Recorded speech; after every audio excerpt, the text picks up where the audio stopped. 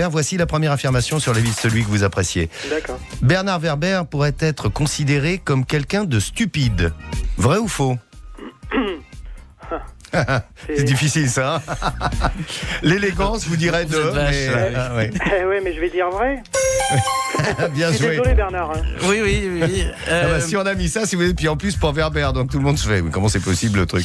Mais si on a mis ça, c'est que ça va beaucoup plaire à Bernard qui va vous donner le détail et pourquoi Oui, on a je mis m'ai- stupide. Je m'étais amusé à un moment à trouver le vrai sens des insultes.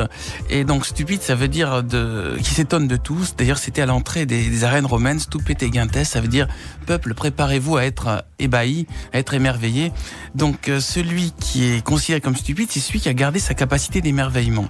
Et c'est vrai que c'est ce que j'essaie de garder et de transmettre. Mais il y avait d'autres insultes, je sais pas si j'ai le temps de Vas-y. développer, qui sont très amusantes, comme imbécile, qui signifie qui marche sans béquille. Donc les gens pensent que marchant sans béquille risque de tomber, mais en fait marcher sans béquille, ça veut dire on a le courage de marcher sans se faire aider des autres. Et la troisième qui est marrante, c'était idiot.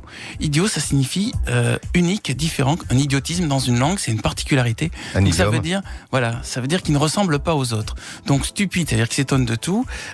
Idiot, ça signifie qu'il est différent des autres. Et imbécile, ça veut dire qu'il a le courage de marcher sans béquille. Ah, donc voilà, les qui marche trois, en seul. fait, sont des compliments détournés. Ça s'appelle la sémantique, c'est l'évolution des mots à travers le temps. Oui, c'est fabuleux. Et on trouve ça d'ailleurs dans votre encyclopédie du savoir relatif et absolu. Hein. Oui, mon héroïne qui se retrouve dans des situations extraordinaires s'accroche aux mots et adore les mots. Je peux en citer quelques-uns. Vas-y.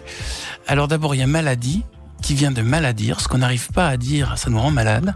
Je trouve qu'il est déjà très porteur d'informations. Puis il y en a des anglais qui sont marrants, c'est golf.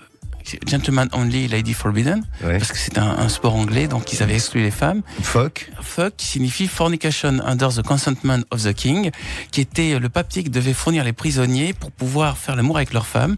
Donc il fallait qu'ils aient une autorisation de faire l'amour. C'est pour ça qu'ils disaient have you the fuck, qui signifiait peux-tu faire l'amour avec ta femme. Voilà. Et c'est devenu l'insulte anglaise préférée. Et il y a gay aussi, qui est pas connu, on croit que ça vient de joyeux, et ça veut dire good as you, aussi bon que toi.